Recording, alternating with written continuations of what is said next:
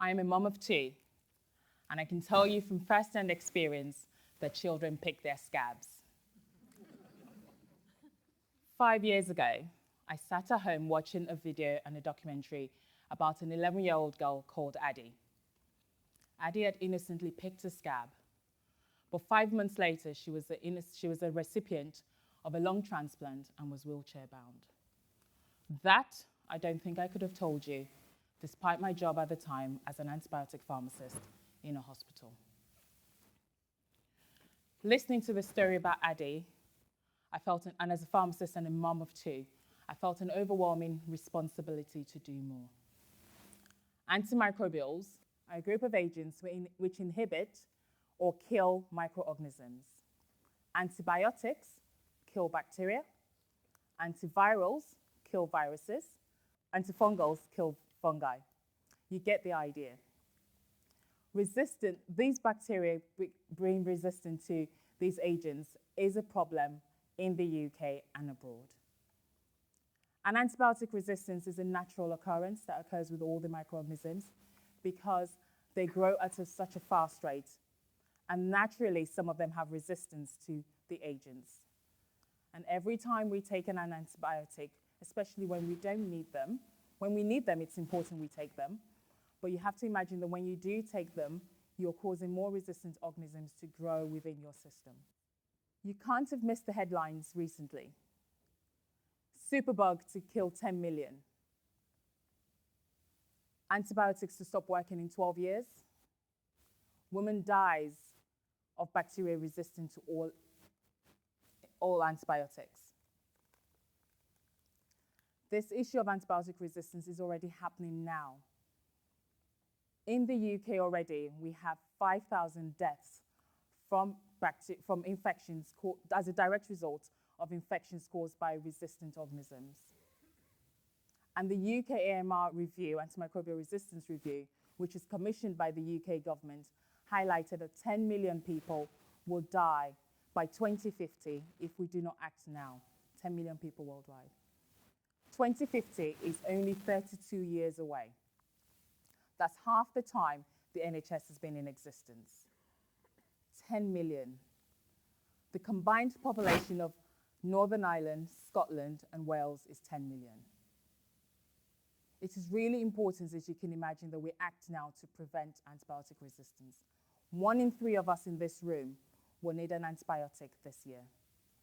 And in any hospital, 30% to 50% of the patients in a hospital will be on an antibiotic at any one time. With Addie's story, it's still in my mind.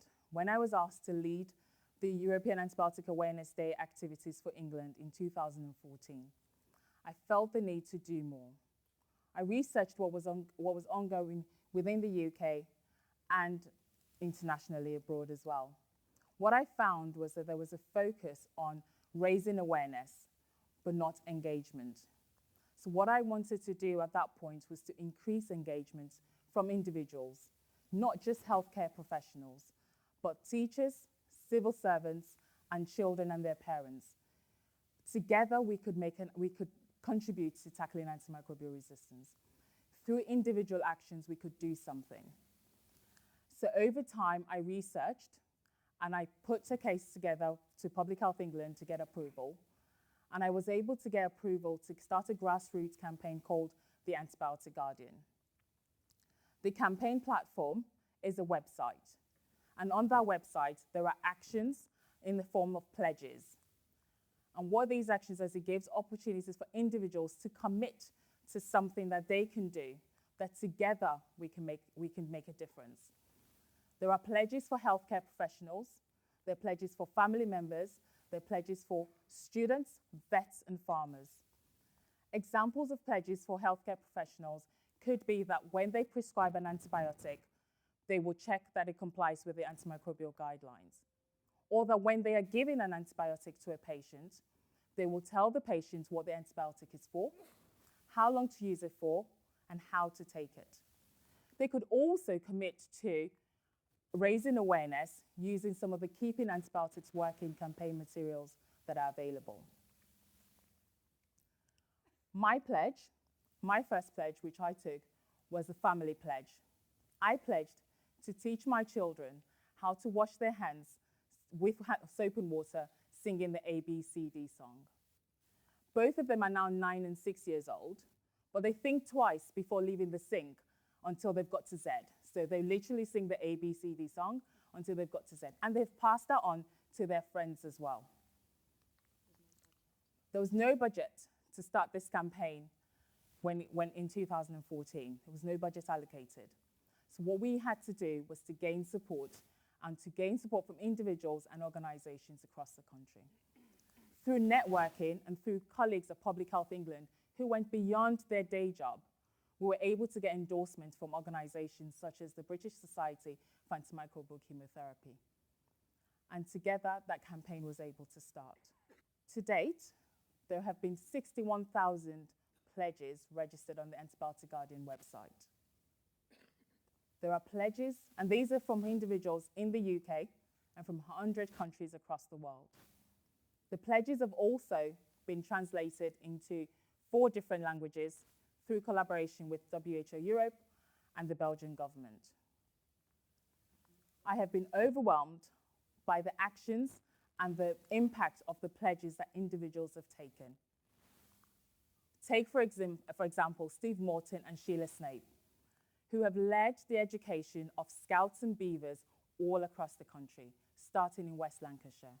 And so now there are scouts all over the country who have earned their Junior Antibiotic Guardian badges. Or Emma Cramp, who was a junior pharmacist in 2015, and she contacted her local radio station on her own, and she educated the population about the risks of antibiotic resistance. There's also Reva Erdley from Wolverhampton, and she's a public health practitioner but with no clinical training. She appealed to school nurses around the area, and together they educated the school children, 700 school children, about antibiotic resistance. 70 of these children from 9 different schools entered the citywide competition. And the winning entries were displayed in the Wolverhampton Art Gallery to further educate and to create awareness across Wolverhampton. Beyond schools and moving on to higher education, I was contacted by a second-year student at King's College who wanted to do something to educate university students beyond what they got at lectures. And he pulled together a group of multi-professional students, and together they successfully delivered the first national conference on antimicrobial resistance with over 200 university students in attendance. These examples are just simple examples. They're simple examples of ordinary people doing extraordinary things. Individuals taking their promises and their commitment and expanding it and making a big difference. I will leave you with a tale about theatrical mold. I was recently told about a father who contacted the writer of a play called The Mold That Changed the World. This is a play which the cast were actually primary school children, and the play was about the story of penicillin. And the 7-year-old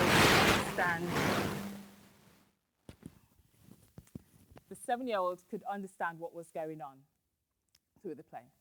He said they went to the doctor, and when they got to the doctor, they thought his son had an infection. He was a 7-year-old boy. And the doctor gave the son 2 options: either to start antibiotics straight away, just to be safe, or they could test to see if there were any microorganisms in his system, and then if there was, to start antibiotics at that point. He said before he could speak, his son Rory had piped up and said, "No, I'll go for the second option, please." And the doctor said, "Why is that? Is that because the taste of antibiotics is horrible?" And he said, "No, it is because I saw a play that showed that if we do not use antibiotics the right way, they will stop working." Antibiotic resistance is an important issue for every single one of us. And we can all act, however small, to contribute to tackling this problem. And some of those actions can influence and change the behavior of children at the sink, of scouts, of university students, or a 7-year-old on his visit to the GP. What actions will you take today to keep antibiotics working for you and your family?